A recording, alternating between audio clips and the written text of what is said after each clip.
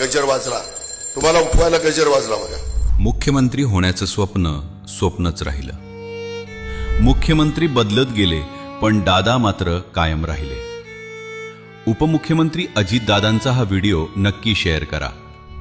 राजकारणाचा अफाट अनुभव, सकाळी 6 वाजल्यापासून कामाची शिस्त, निर्णय घेण्याची क्षमता असूनही तब्बल 6 वेळा मुख्यमंत्री पदानं अजितदादांना हुलकावणी दिली. प्रत्येक वेळी वाटायचं यावेळी दादाच मुख्यमंत्री. राजकारण टापायचं, समीकरणं बदलायची आणि शेवटी अजितदादा उपमुख्यमंत्री पदाची शपथ घ्यायचे. हे एकदा दोनदा नाही तर तब्बल 6 वेळा घडलं. पण पद मिळालं नाही म्हणून दादांनी कधीही काम थांबवलं नाही. उलट प्रत्येक वेळी अजून जोमानं, अजून जबाबदारीनं काम केलं.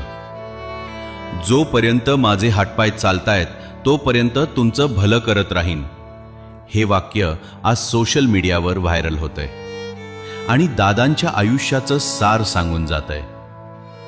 अजित पवार यांनी महाराष्ट्राचे अर्थमंत्री म्हणून किमान 11 वेळा बजेट सादर केलं.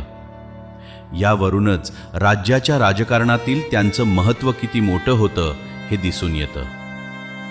राज्याच्या सर्वोच्च पदानं जरी हुलकावणी दिली तरी दादांनी नेहमीच सर्वोच्च काम करून दाखवलं.